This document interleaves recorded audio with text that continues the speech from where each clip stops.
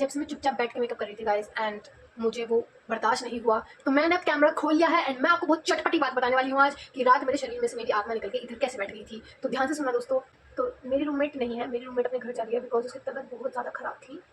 तो मैं अकेली थी रात अपने रूम में। जी हाँ, मैं बहुत ज़्यादा ब्रेव गर्ल थी कल रात तक। पर कल रात जो मेरे साथ हुआ ना, आई डोंट थिंक सो कि मैं ब्रेव गर्ल रही हूँ। हो गया एक टाइम को तो मुझे लगा मेरी ज़िंदगी ही खत्म हो गई। बताती हूँ कैसे। रात बहुत बुरी तरीके से बारिश हो रही थी एंड मैंने कर्टन्स ओपन किए हुए थे एंड मुझे बहुत डर लगता है। मैं आपके साथ अपनी एक वीकनेस शेयर करने वाली हूँ विच इज़ कि बिजली कड़कने से, अगर नहीं पता हो तो जो तूफान से पहले वो भगवान जी में एक सी होती है इस टाइप की, वो कड़कने से मुझे बहुत डर लगता है। एक्चुअली डर नहीं, मेरी मुझे ऐसा हो जाता है कि प्लीज़ प्लीज़ भगवान या तो मुझे उठा लो ऐसे बंद कर दो, ऐसा हो जाता है। अगर मैं अकेली हूँ तो, अगर कोई मेरे साथ है तो मुझे किसी से डर नहीं लगता। कोई मेरे साथ है तो ऐसा ही होना चाहिए। अगर तुम्हारे कोई साथ में किसी से डर लगना भी नहीं चाहिए। तो फाइनली मैं बताने वाली हूँ कि रात मेरे साथ क्या हुआ।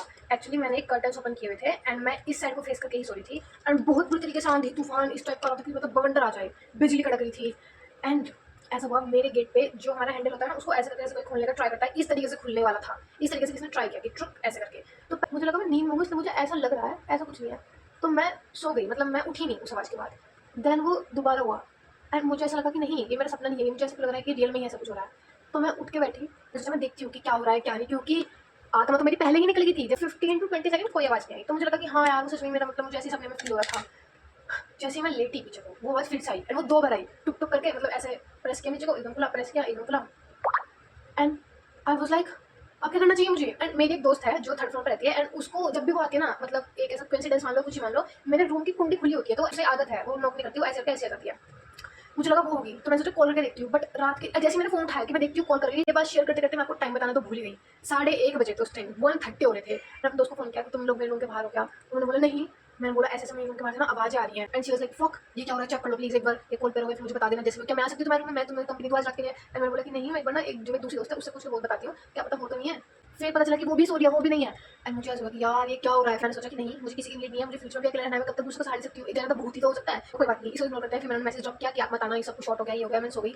सुबह को जाकर मैंने कैमरा चेक कराया भैया से, तो पता चला कि जो मेरे से जस्ट ऊपर रूम वाली लड़की है उसको मिसअंडरस्टैंडिंग होगी कि ये उसका रूम है एंड मुझे समझ आ रहा भाई वो कितनी वाहियात है। अगर उसे नहीं लिखा कि गेट एक बार करने पे गेट नहीं खुला तो रूम नंबर चेक कर लेती। सबसे पहले अगर मैं जाऊँ तो रूम नंबर चेक करती, भाई चाचा नहीं करती रूम नंबर चेक। दूसरी बार भी तो कर लेती कि दूसरी बार करे तो नहीं खुला रूम तो रूम नंबर तो चेक कर भाई, तू 1:30 बजे किसी की ऐसे तैसे मारे, किसी आत्मा निकल के साइड बैठी, तू ये तो सोच। वो लड़की 15 मिनट तक मेरे रूम के बाहर खड़ी रही, लिटरली कैमरा मैं 15 मिनट तक रूम के बाहर खड़ी रही। यही था मेरा रात का इतना हॉरिबल सा इंसिडेंट एंड सच में इतना ज्यादा हॉरिबल था, तो अगर मेरी कोई दोस्त नहीं होती ना इस पीजी में तो मैं तो रात गई थी, मतलब सही में। मैंने उनको कॉल किया, मुझे थोड़ा सा लगा कि हाँ चलो एटलीस्ट कोई तो उठाए इस पीजी में जो मेरी बात सुन सकता है, अगर मुझे कोई एकदम चाहिए प्लीज आ जा यार प्लीज आ जा, तो आ सकती है। इसलिए दोस्तों कहीं भी अपने दोस्त जरूर बनाए, मतलब ऐसा नहीं है कि तुम्हें बस रूट रहना है, तुम्हें बस ऐसा रहना है कि ओ नहीं, तुम्हारे दोस्त होने बहुत जरूरी है। जिस तरीके से मैं फटाकेदार बोलती हूँ तो मेरे हर कोई दोस्त बन जाता है। So this is my talent and अगर आपको मेकअप अच्छा लगा तो this is also my talent, but नहीं लगा हो तो कोई बात नहीं, वो भी मेरा टैलेंट है चीजों को बिगाड़ने का। Bye, thank you so much.